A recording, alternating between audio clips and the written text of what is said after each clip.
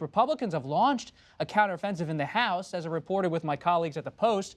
Much of the party is citing debunked claims right now about Ukraine as they defend President Trump from possible impeachment, going against testimony we've heard from many U.S. officials who say Ukraine did not interfere in the U.S. election in the way House Republicans are describing. Yeah. Senator Murphy of Connecticut, a Democrat, said this week he thought maybe 4 to 5 Republicans would be considering voting against President Trump. Yeah, I mean, there was this moment in time where the Republican defense, they were trying to land on a place where they could say, well, what the president did was wrong, but it's not impeachable. Right. And the White House hasn't really given them that wiggle room, and Republicans have really settled on the president has done nothing wrong. That is the line from House Judiciary Ranking Member Doug Collins. You hear that more and more in the Senate. They're not really giving Republicans any room to give any criticism to the president. I think the Ukraine strategy here is one that we've seen before and we'll see continue. They're just trying to create sort of the counter narrative, and an alternative explanation to what went down and why it was justified. Josh, we're seeing it right now. Rudy Giuliani, the president's personal lawyer, back in Ukraine this week. What is he doing, and what is the White House up to?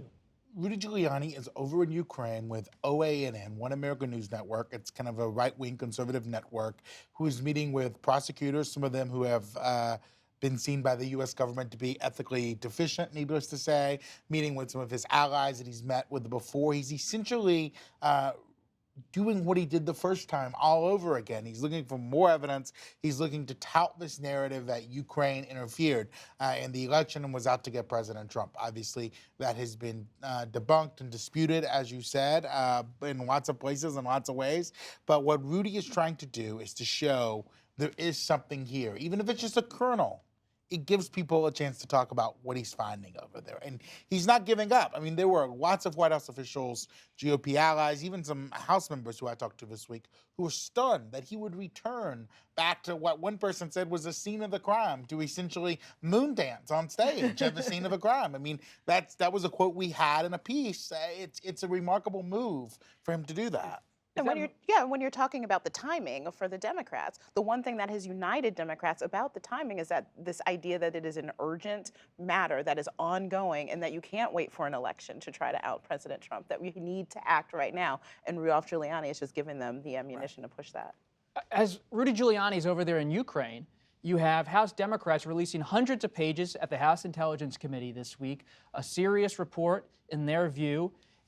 How do they talk about the Giuliani counter to their own report? Yeah, I do think that the Democrats look at Rudy Giuliani as someone who helps them throughout this entire process. Even though he's muddying the waters? Right, but they point, it's like, look at these phone numbers, there's dispute over who he was actually talking to, but it's like, who is Rudy Giuliani talking to in OMB? For the Democrats, I think this raises questions in people's minds like, wow, Rudy Giuliani was really doing something nefarious. So I think that when you look at this reporting from over in Ukraine, people go, oh, wow, this is still happening. And to your point, I think it does add to the Democratic argument. I do agree it muddies the waters, but the whole Ukraine thing, you have a few Republicans in the Senate, John Kennedy, who've sort of embraced this. But if one thing senators like to do, they want to look more thoughtful than House members. And so they're going to look at this and go, we're not going to get caught up in this. We don't want Hunter Biden over here. I had John Cornyn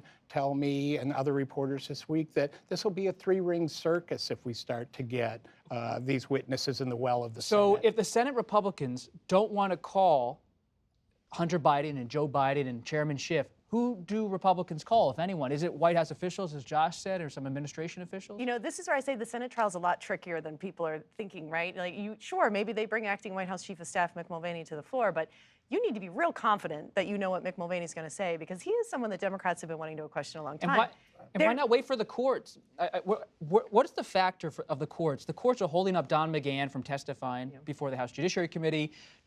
Could Ambassador Bolton testify in the Senate or not? What's your reporting on that? The challenge here is difficult, is that if he is subpoenaed to appear in a Senate trial, Bolton in the House investigation said he wasn't going to do it unless the court told him to. A Senate trial is a fundamentally different matter, and that's one of these open questions. If people are subpoenaed to appear before the Senate, do they show up? I'm not sure that the White House, this idea that having Secretary of State Mike Pompeo and the Chief of Staff come up is going to help their case. I mean, these are fact witnesses to any number of details we already know, and the people that the White House are saying they want to call, they simply don't have the votes to bring these people to the floor. So it could ultimately be that we don't get any number of witnesses. I think House either side would like impeachment to see. managers would like to question John Bolton There you go. in the Senate. Yeah. What do you make of the Democrats and how they're handling this delay on the court side? You're our resident attorney here, Kim.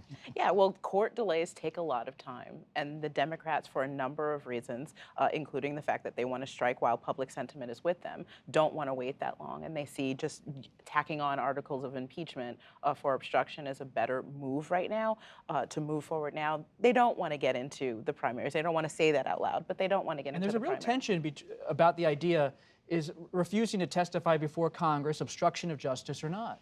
It is. It is. Well, it can certainly make the case that it's obstruction of Congress, because we have seen so far in the court rulings that have come out have been for House Democrats saying this is a viable, this is a real process. It is viable. You have to answer to these requests, and if you don't, that's a problem. I think for the president, as you said, maybe a little bit more reluctant to let people testify, because in the Mueller probe, they got a lot of their top officials testify. Don McGahn spent 30 hours with them. Reince Priebus, Rob Porter, a whole litany of officials went in, and they revealed a lot of damaging facts about the president. Not things that brought him down, but the minutia of the way he was running the Oval Office and the dishonesty and lots of pervasive conduct that damaged him, and that really frustrated when they came out. So I think the question will be for the White House, do they see these witnesses as entirely on their side or not? And I don't think the calculation's been made yet. And this isn't all occurring in a vacuum.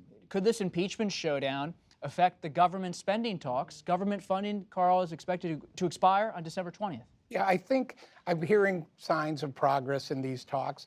I think the House members and the senators really want to get to a deal. I talked to Richard Shelby about this a couple of days ago. He said, I'd like to wrap this up.